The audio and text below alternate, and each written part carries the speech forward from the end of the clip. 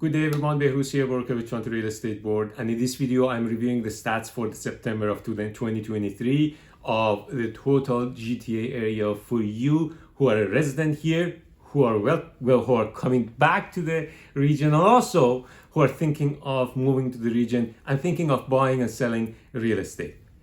In general, my take on videos are based on what's your purchase power. The reality is that sellers have to understand that whether they're selling or not, they have to have a mindset of where my next move would be to. Now, for that reason, purchase power, which is an affordability factor in it, is a general theme of how we interpret the data.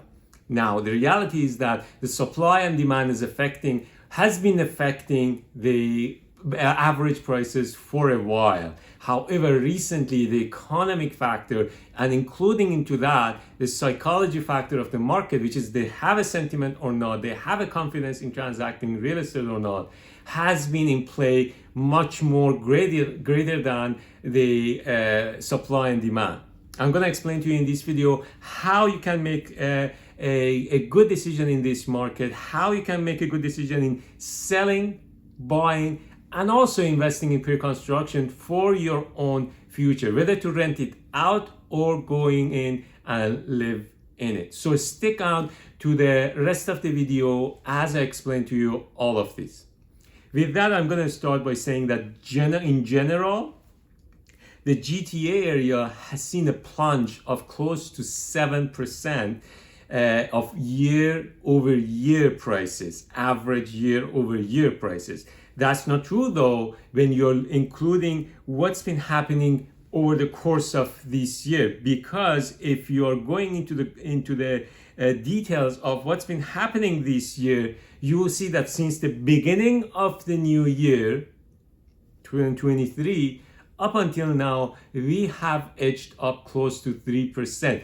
Our goal in Toronto GTA over the past 10 years, which I have to include, that there has to be an adjustment into calculation of how much appreciation is enough for the housing in GTA. Our goal has to be around 3.25% to close to 4%. Otherwise, the prices are going to be unaffordable to the extent that nobody, not from inside, not from outside, not for people with plenty of cash, would be able to afford, provided that the economy stays the same and the income level and ratios that people are spending at stays the same. Spending is a great factor of the value a factor of the purchase price of many buyers. And especially for first-time buyers, which they are trying to save up as much as possible, spending is a great killer of their affordability. Because other than that, the credibility of those people are the greatest because they have no debt, basically. But what it comes to is a down payment that they have that I'm going to get back to. So GTA in general is unaffordable because at $1,140,000, close to $1,140,000 average prices in the whole GTA, starting from Lake Simcoe, going down to the lake, few cities there. Starting from there, the prices are unaffordable. Because that's an average price, we know that an average home is not good in the region for an average person to live in. Why? Because sometimes an average home in the average stats that we are sharing with you would be included a house that's not even inhabitable, or a house that's not even properly or suitable for the current time living. A one-bedroom bungalow is not something that can be included in $1,140,000 average prices of GTA. I want you to understand that. And then moving forward, the greatest impact that you're seeing that the market is unaffordable is despite the fact that the prices are high, the inventory is also high. That means that we are having a second proof that the market is not affordable because the housing stocks stay on the market for a longer period of time. And for that reason, affordability is playing a major factor in the whole general scheme of things. Because if you remember, in the beginning of COVID, after the first COVID lockdown, we were talking about the pent-up demand. Until the late 2020 and 2021, we were talking about the pent-up demand that made this crazy structure. However, in those videos, I also been mentioning that the financial factor, the economy factor, which would be the rate on the mortgage, is something that people are hooking into, and then they're gonna satiate their thirst for home ownership. Now coming back to the Toronto GTA, you understand that based on the affordability, we have to have a greater price appreciation in the condo sector, which is generally a more affordable option to live in Toronto GTA. However, because of that, because of the unaffordability, and because of the mixed market that we have, the condo is also going south in terms of the average prices. But not that true if you're moving into the stats for Toronto.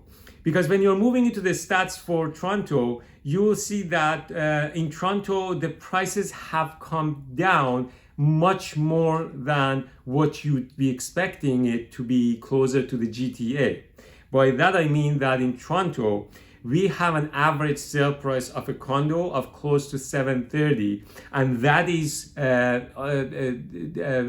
reduction of close to 5% year over year. Whereas when you're going to somewhere like Mississauga, you will see that year over year, the price appreciation is much higher.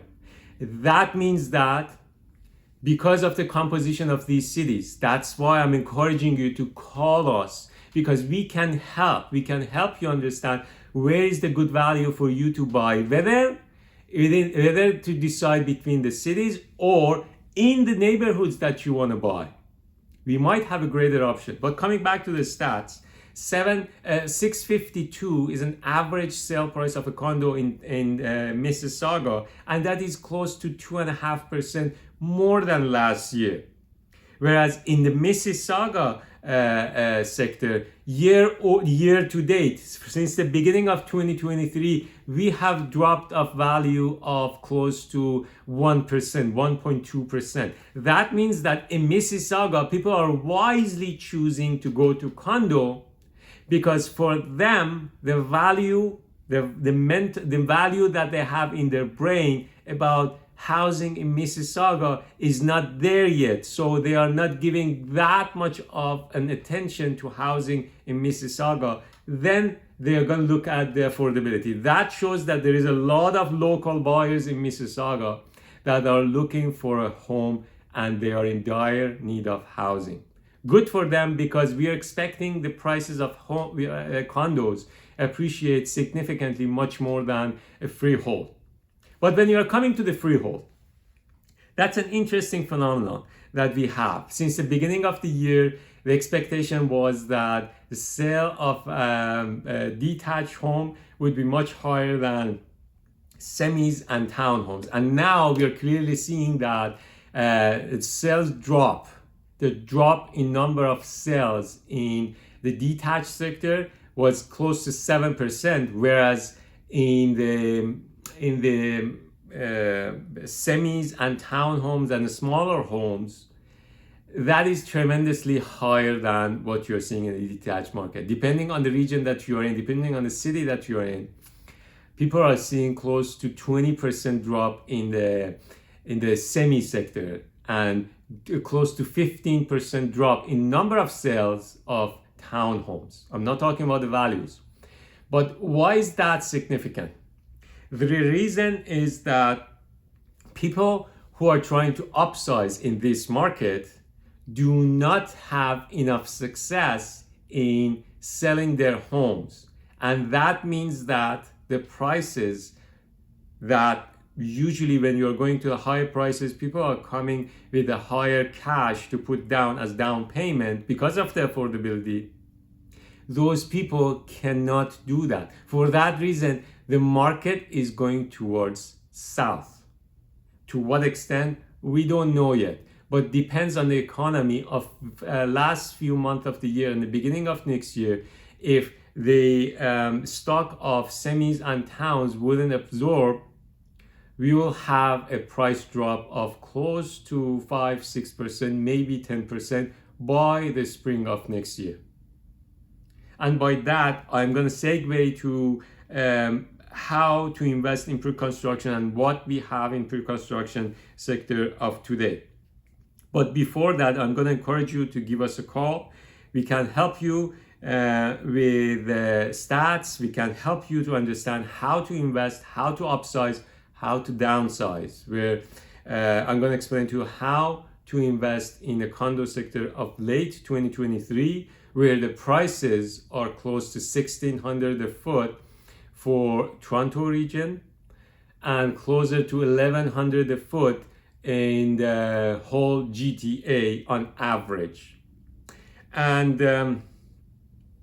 by that, I'm going to say that condos are still unaffordable, and builders are embarking on the high value for the future, meaning that like bond sector right behind me where you're seeing the stats, people are betting on the future prices of Toronto GTA. And for that reason, builders are also understanding that, and they are asking for more money.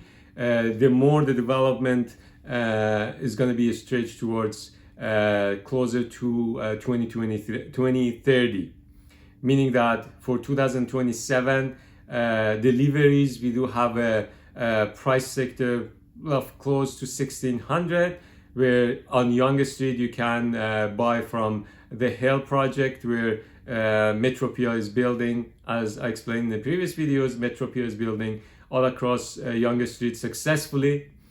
And then you can go to the Lakeshore for 2028 and find something there for $1,800 a foot. You will see that difference is making a lot of people to think that maybe the pricing of the future would come back on significantly much more than what we are seeing today. And moving forward to cities like Pickering, you will have Pickering Town Center, which is close to $1,100 a foot. On average, the first tower is sold out. The first release of the first tower is sold out. They are releasing the first phase of the second tower.